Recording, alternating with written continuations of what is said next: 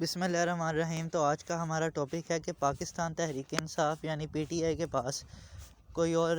Chance باقی ہے، کیونکہ ان کو الیکشن سے تقریباً باہر کر دیا گیا ہر طریقے سے، کیونکہ پہلے عمران خان صاحب کو پی ٹی آئی کی صدارت سے ہٹا دیا گیا، وہ پی ٹی آئی کے چیئرمین بھی نہیں ہیں،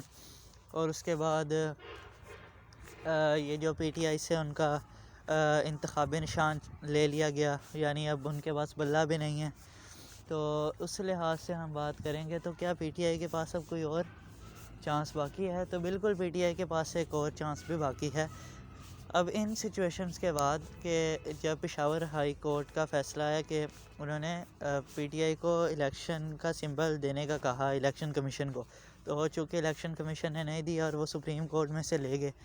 تو سپریم کورٹ نے فیصلہ کیا کہ نہیں، پی ٹی آئی کا انٹرا پارٹی انتخاب غلط تھا، وہ انٹرا پارٹی انتخاب دوبارہ کروائیں، اور پی ٹی آئی سے بلہ چھن گیا۔ تو اب ہمارے پاس یعنی اب پی ٹی آئی کے پاس کیا بچا؟ تو پی ٹی آئی کے پاس اب یہ چانس ہے کہ وہ اب آزاد الیکشن لڑیں۔ تو بے شک انہوں نے یہ بھی فیصلہ کر لیا ہے کہ وہ آزاد الیکشن لڑیں گے۔ تو پی ٹی آئی ایک آزاد الیکشن لڑ رہی ہے، یعنی کہ اب وہ ان کے پاس ایک سمبل نہیں ہے، تو وہ ایک جماعت مطلب پی ٹی آئی ہی جاری کرے گی ٹکٹس اپنے امیدواروں کو، لیکن اب مطلب ایک سائن پر وہ الیکشن نہیں لڑ رہے، تو وہ سب ان کو سمبلز اب الاٹ کیے جا رہے ہیں الیکشن کمیشنز کی طرف سے، تو وہ اب الیکشنز آزاد لڑیں گے۔ تو سوال یہ پیدا ہوتا ہے کہ اب کیا اب بھی پی ٹی آئی کا کوئی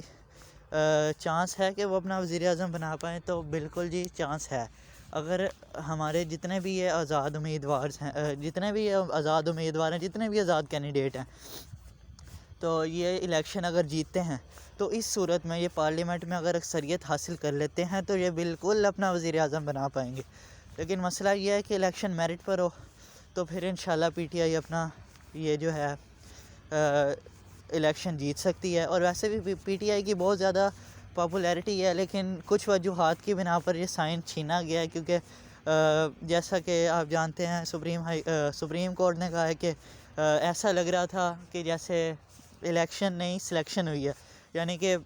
پارٹی کی انٹرا پارٹی انتخاب میں مسئلہ آیا تھا، تو اس وجہ سے انٹرا پارٹی انتخاب کی وجہ سے اس کو غلط قرار دیا گیا، اس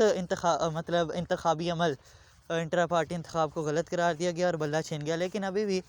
جیسے مختلف سمبلز الاٹ کیے گئے ہیں پی ٹی آئی کے مختلف ممبرز کو، جیسے واٹر کولر، چمچ، اور شاہ محمود قریشی کو مور کا انتخاب ملا، تو اس طرح مطلب اگر پی ٹی آئی اپنے سارے حلقوں میں سے یا سارے نہیں یعنی اکثریت حاصل کر لیتی ہے پارلیمنٹ میں، تو وہ اپنا وزیر اعظم نامزد کروا سکتی ہے، وہ اپنا وزیر اعظم بنوا سکتی ہے۔ لیکن یہ تو اب آنے والا وقت بتائے گا کہ 2024 8 فروری کو کون سی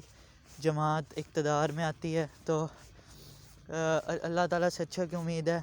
ملتے ہیں اگلی ویڈیو میں، تب تک کے لیے اللہ حافظ۔